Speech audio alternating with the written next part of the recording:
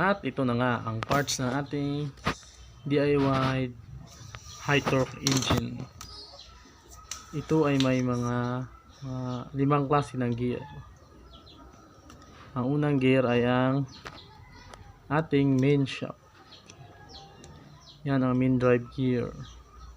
May spring yan para sa reverse, yung paatras. Ang gear na yan ay siya ang magpapaikot galing sa DC motor papunta sa pag-ikot ng gulong. Ito naman ang magpapa-reverse ng gear, reversible gear. Ito ang kanyang main shaft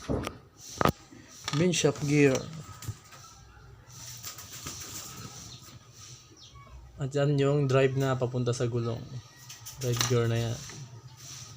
Ang ating DC motor o dynamo, 12 volts DC motor, yan ang magpapaandar talaga sa buong makina. Ito naman ang kanyang low speed drive gear. Nakadikit na dyan sa kanyang cover. Yan, dyan tatama yung sa DC motor pag i-engage. Dito naman yung kanyang gulong, DIY din yan, mga takip ng 1.5, at may mga dalawang gear yan dyan, ang low speed at high speed. Yan, low speed at yan, high speed. Pwede mo ipagpalit-palitin yan kung gusto mo. At ito, simulan na natin ang pagbubuo.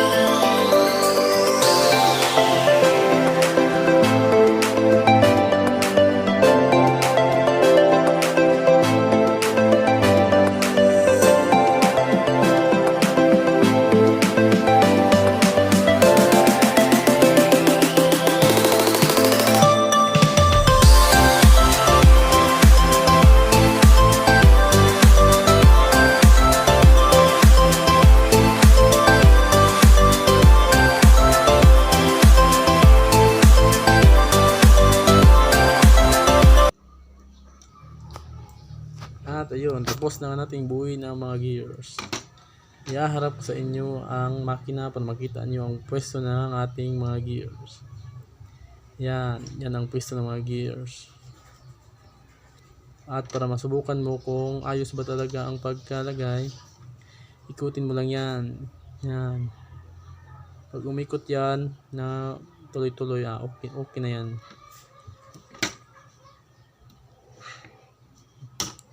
At ngayon ilagay natin ang takip. Sa gayon ay matapos na ang pagbubuo natin ng makina. Tapos gulong lang din ang kulang. Tara, ilagay natin ang takip.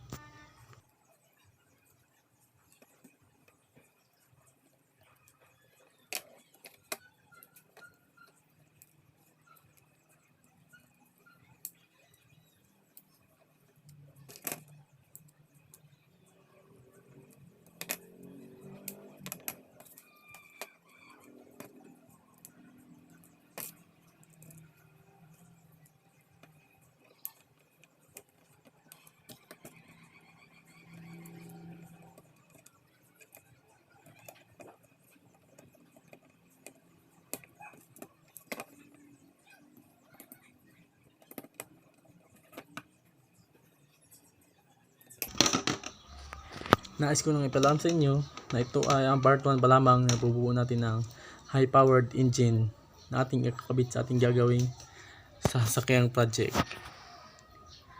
Para makita nyo ating part 2, huwag nyo kalimutan mag-subscribe, like, hit na yun ang like ang notification button para laging updated sa next nating mga videos.